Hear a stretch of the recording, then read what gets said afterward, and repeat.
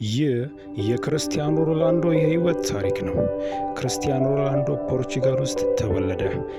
ቤተሰቡ ብዙ ሀብታም አልነበረም። ልጅ እያለ ኳስ በጣም ይወድም ነበረ። ሁልጊዜ እግር ኳስ ይጫወት ነበረ። በ12 ዓመቱ ህልሙን ለማሳካት ከቤተሰቦቹ ርቆ ወደ ሊዝበን ሄደ።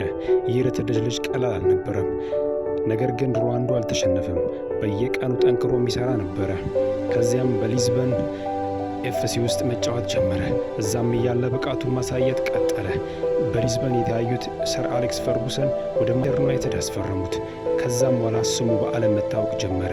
በፍጥነቱ ድሪብል በማድረግ ችሎታው፣ ጎል ማስቆጠር ብቃቱ ሁሉንም አስደነቀ። በዛም ቤት ሻምፒዮንስ ሊግንና ብዙ የፕሪሚየር ሊግ ዋንጫዎችን በላ። የባሎንዶር ሽልማትንም አሳካ። ከዚያ ወደ ታላቁ የስፔን ላሊጋ ከፍተኛ ሆነ ሪከርድ በሆነ ዋጋ ወደ ሪያል ማድሪድ ተዘዋወረ። በዛም ታሪክ መስራት ቀጠለ። ብዙ ሻምፒዮንስ ሊግ፣ ብዙ ባሎንዶሮችን ማሸነፍ ቀጠለ። በዛም ብዙ አስደማሚ ጎሎችን፣ ብዙ ሪከርዶችን መሰባበር ቀጠለ። ያንን ያደረገው በብዙ ጨዋታ ሳይሆን በጣም በጥቂት ጨዋታ ነበረ።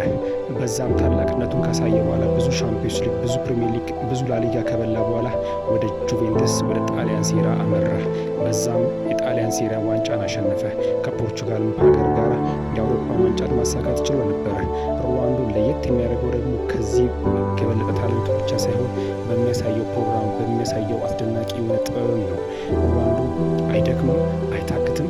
ላሰበው ነገርም ደግሞ ፍንክች የማይል ጠንካራ ሰራተኛ ነበረ። ሮናልዶ ስቲል በ42 ዓመቱ እግር ኳስ የተጫወተ ሲገኝ ብዙ ከሱ ጋር የጀመሩ ሰዎች ግን ደክመው አቅም አጥተው እናያቸዋለን። የክርስቲያኖ ሮናልዶ ታሪክ በአጭሩ ይህን ይመስላል። ሰናይ ቀን